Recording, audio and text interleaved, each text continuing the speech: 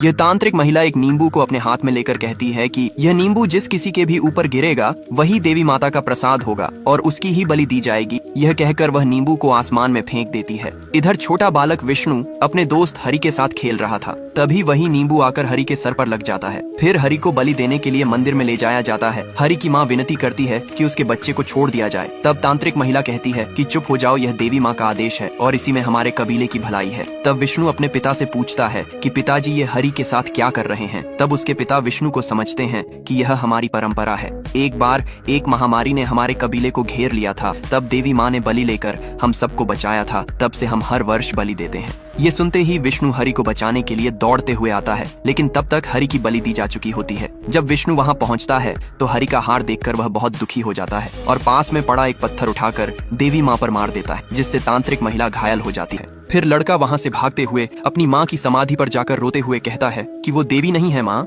एक पत्थर है जिसने मेरे मित्र को मुझसे छीन लिया। धीरे धीरे इस घटना को कई वर्ष बीत जाते हैं। कबीले में सभी लोग हंसी खुशी अपना जीवन यापन कर रहे होते हैं। जहां एक महिला अपने छोटे बच्चे को घर के बाहर सुलाकर काम करने चली जाती है। इतने में एक चील उड़ती हुई वहां आती है जो बच्चे को अपने पंजे में दबोचकर उड़ गई। माँ ने जैसे ही यह नजारा देखा वह जोर से चिल्लाने लगी। तभी कबीले के मुखिया और एक योद्धा उसे बचाने का प्रयास करते हैं, लेकिन वह बच्चे को बचा नहीं पाते। तब कबीले का मुखिया अपने बेटे को आवाज लगाता है और उनका बेटा दौड़ते हुए चील के पीछे जाकर उस पर अपने धनुष से वार करता है, जिससे चील ने बच्चे को छोड़ दिया और फिर लड़का बच्चे को सुरक्षित अपने गोद में ले लेता है। तभी बच्चे की माँ वहां आ जाती है। लड़का बच्चे को उन्हें सौंप देता है, जिसे देखकर वह खुशी से रोने लगती है।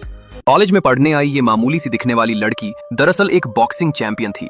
जब वो अपने दोस्तों के साथ क्लासरूम में जा रही थी कि तभी एक लड़के ने उसे रोककर धक्का दे दिया, जिस वजह से वो नीचे गिर गई। उसने उसे कुछ भी नहीं कहा और उठकर वहां से जाने लगी। लड़के ने दोबारा उसे गिराने की कोशिश की, लेकिन इस बार लड़की ने उसे उठाकर पटक दिया और उसे वार्निंग देते हुए समझाया कि मुझे गुस्सा मत दिलाओ। ये कहकर वो आगे बढ़ी ही थी कि तभी लड़के ने उसका पैर खींचकर उसे फिर से गिरा दिया, जिसके बाद दोनों फाइट करने के लिए तैयार हो गए। जैसे ही लड़का उसे मारने के लिए आगे बढ़ा, लड़की ने बड़े ही आसानी से अपना बचाव करते हुए उसे एक ही किक में दूर फेंक दिया। ये देख सभी स्टूडेंट जोर जोर से चिल्लाते हुए उस लड़की की तारीफ करने लगी। ये देख लड़के को बहुत बुरा लगा। वो फिर से उठा और उसे मारने के लिए आगे बढ़ा, लेकिन इस बार भी उसने अपने कुछ ही पंचों में उस लड़के को गिरा दिया। लड़का अपनी इस हार से काफी मायूस था और वहां से चला गया। अगले दिन जब टीचर सभी बच्चों को ट्रेनिंग दे रहे थे, तब लड़की ने टीचर को कल क्या हुआ था सब कुछ बताया, जिससे वो ही नाराज होकर टीचर ने उस लड़के को एक थप्पड़ मार दी। छोटे लड़के ने मजाक मजाक में अपनी बहन की चोटी हंसिये से काट दी और उसे दिखाकर चिढ़ाने लगा। जब लड़की ने रोते हुए यह बात अपनी माँ को बताई तो माँ डंडा लेकर उसे मारने के लिए दौड़ा दी है।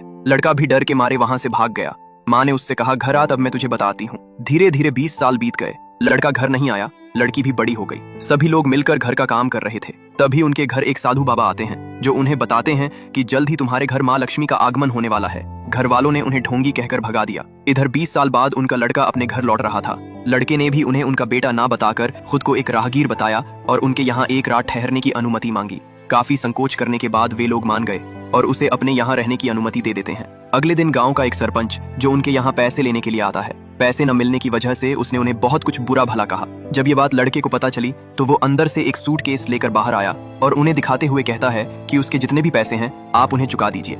उन्होंने लड़के को अजनबी समझकर पैसे लेने से इनकार कर दिया, लेकिन लड़की की नजर गहनों पर ही टिकी थी, जिसे देख उसके मन में लालच आ गया। इसलिए लड़की रात के समय अपने माँ बाप के साथ मिलकर उसे मारने का प्लान बनाती है। अचानक कॉफी पी रहे इस लड़के की नजर एक छोटे बच्चे पर पड़ी, जो अपना बाल लेने स्विमिंग पूल की तरफ जा रहा था। इसलिए लड़के ने फौरन दौड़कर उस बच्चे को वहां जाने से उठा लिया और उनके माँ बाप को देते हुए कहा कि जरा आप लोग अपने बच्चे का भी ध्यान रखा करें। यह कहकर लड़का अपने कॉलेज चला गया, जहाँ कई लड़कियां आने वाली मैच प्रतियोगिता की प्रैक्टिस कर रही थीं। प्रैक्टिस खत्म होने के बाद अचानक इस लड़की को पता चला कि उसके गले की चैन कहीं खो गई, जिससे परेशान होकर लड़की उसे मैदान में इधर उधर ढूंढने लगी। तब उसकी सहेलियों ने पूछा कि क्या हुआ। तब लड़की बताती है कि मेरे गले की चैन कहीं खो गई, जो मेरे माँ की निशानी थी। तब उसकी सहेली ने कहा कि तुम अपनी माँ से कहकर दूसरी चैन ले लेना, जिस पर लड़की मायूस होकर उससे बोली कि मेरी माँ अब इस दुनिया में नहीं है। यह कहकर वह रोने लगी। तब सहेली ने कहा कि चलो ये बात हम प्रिंसिपल को बताते हैं। जब लड़की प्रिंसिपल के ऑफिस पहुंची तो वह प्रिंसिपल के हाथ में उस चैन को देखकर काफी खुश हो गई और उन्हें थैंक्स बोलती है। तब प्रिंसिपल उसे बताते हैं कि थैंक्स का हकदार मैं नहीं, बल्कि साइंस का स्टूडेंट अभय है, जिसे यह चैन कैंपस में गिरी हुई मिली थी। उसके बाद लड़की ने अभय को थैंक्स बोला